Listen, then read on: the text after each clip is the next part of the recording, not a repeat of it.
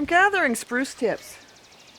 Did you know that spruce tips can be used for jelly and beverages and cough syrup, and that they're very high in vitamin C? And how do you confidently know what wild edibles or what wild forage you can pick? How do you learn what's safe and what's not safe? Give me some of your time today and we'll go over that. Right now I'm just picking the tips off that are less than an inch long. I've waited a little bit too late for this, and this particular tree is doing quite well, but some of the tips are 2 inches long. I just want the 1 inch tips. They're more tender and nutrient packed. This is a spruce tree, the type you would use at Christmas time, or, lawn decoration quite often. I struggled with learning how to identify trees until I got a book and I started frequently going out and looking at things, and I spent a lot of time with friends who knew what their trees were, and whenever I would stop and look at one, I would identify it, and I just worked and worked and worked on practicing that. I learned how to identify the difference between a white pine, a spruce, and juniper, and yew, which is a dangerous one. So I've really worked on knowing the ones that I do know, I know really well. There's no question in my mind that this is a spruce tree. If you don't know beyond the shadow of a doubt, don't consume it. I'm going to be here for a few minutes. When you're harvesting wild edibles, there's a general rule to not harvest more than 1/3 of what you've encountered. So if you find a patch of leeks, you don't harvest more than 1/3. You find fiddleheads, the same, 1/3. And it would be the same with this tree. I wouldn't harvest more than 1/3 of the tips off of that. I might not even get 1/10 of the tips off of this tree. This is on our private property. When we first came here in 2021, this tree was covered in a caterpillar. I want to say it was the gypsy moth caterpillar, but I'm going to look up the correct name for that. Since we've come, we harvested tips last year. We cut some branches up, and the tree has gotten thicker and fuller and healthier just since we've been here. And it's only 2023 now, so just one season, this tree has improved its health incredibly. I'm going to take care of these lower branches. I can't reach high enough to get some of those other tips anyways. So I'm getting there. I'm going to keep going.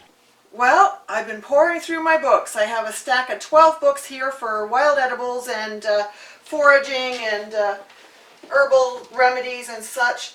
And I've selected the ones that have got the information we want. I have my basket full of spruce tips. I've collected from 2 different trees. Can you see the difference in colors there? The bright green ones are off of a different tree from the dark green ones. And I'm going to just give them a quick rinse. So I'm just going to use a strainer and dump them right in. Some of these might have bits that were attached to the branch, and some of these might have little papery bits that come off the ends when they're growing. I'm just going to give it a rinse, and we'll go with that. Rinsing it is to make sure there's no dirt and bugs, dust, spider webs, pollen from other trees. I'm just going to shake off the excess, and I've got a towel set up for them that I have designated specifically for food-related items. If you wanted to, you could put these through a salad spinner to dry them. This is just a cookie sheet that I've got lined with this lightweight tea towel.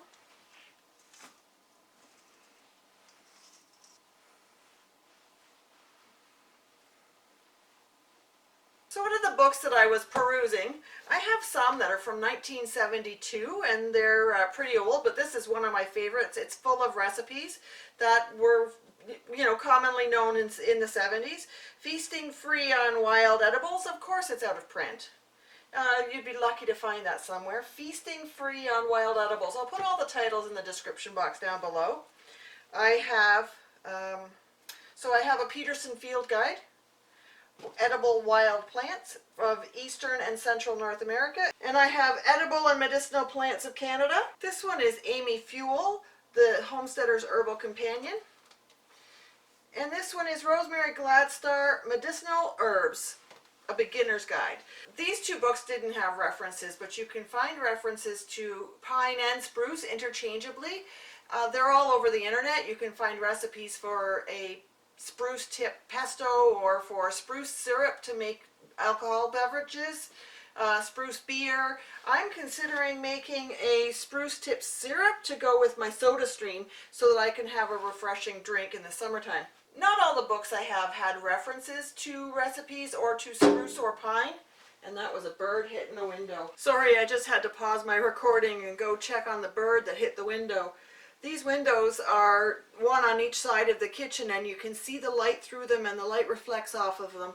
They do have stickers on them of predatory birds, but I'm going to have to put something else in the window to break up the illusion. I might have to put something else on them. So, as I was saying, my father-in-law gave me this book. And he passed about a year after I got it, and I love that book. If he had been around longer, I would have learned a lot just walking beside him. He's the one who taught me what wintergreen was and took us thimbleberry and blueberry picking and taught us all kinds of things. I wish I had had more time with him, but he inspired me just the same. I considered blanching these and freezing them and vacuum sealing them, but I think I'm going to dry them instead because I can still vacuum seal them. I have the jar attachment to vacuum seal on a mason jar, and then they're dry and they can go in a tea quite quickly. I won't likely use them for cooking because not everyone in my house is going to enjoy eating trees. It's recommended not for pregnant women, not for breastfeeding women. So if you're, trying to conceive, or if you're expecting, pay attention to what you're eating and wild edibles and herbs. You have to be careful to protect yourself and your baby. Now let's get into making the tea. You probably want a teaspoon or so, if my left hand can open this.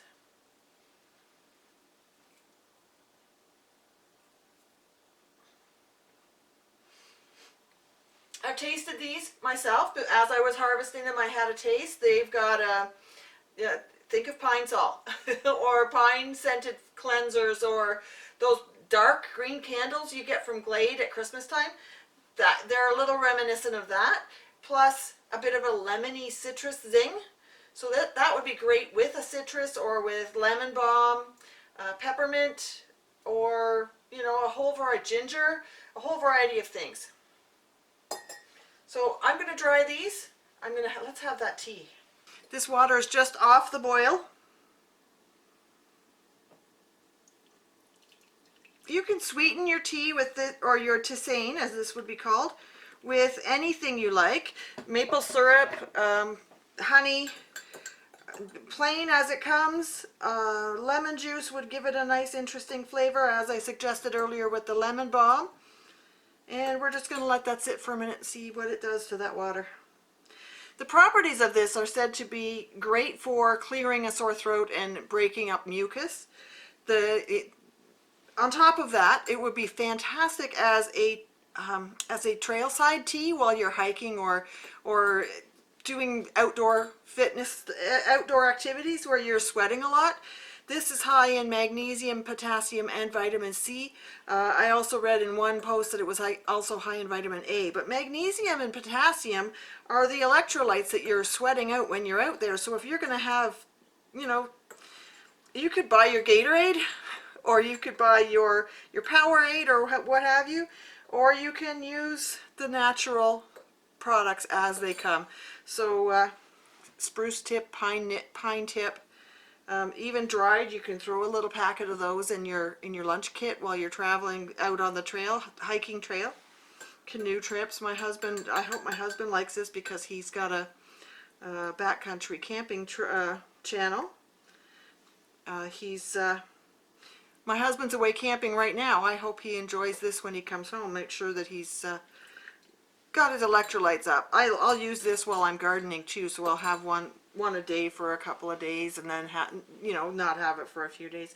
It's slightly turning that water slightly green. I don't know if you can see that clearly. It's slightly tinting that water. It smells great. I'm gonna leave that alone. How am I going to dry these? Well, I'm just going to dry them as much as I can with the towel for now, and then I'm going to switch them over to a fresh towel and a dry cookie sheet, and I'm just going to lay them out on the counter to dry. I'll stir them every couple of hours until I go to bed. I'm just going to let them dry at room temperature. I do have a dehydrator. I don't want to put the temperature that high. You could dry them in the oven. You could dry them on any kind of mesh screen that you have. This tea towel is very, very thin, so I'll be fine to dry it on that. Stirring them will be a key in that process, though, to make sure the stuff at the top is drying and the stuff at the bottom is turned over. Now I get to taste it.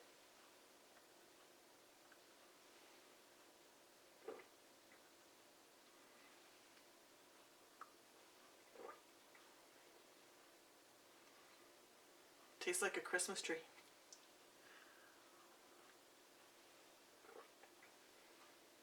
It's exactly how I expected it to taste. I think I'm going to put a little sweetener in there and maybe a touch of lemon. But knowing that it's loading me up with the electrolytes that I need after spending a day out in the garden, that's fantastic.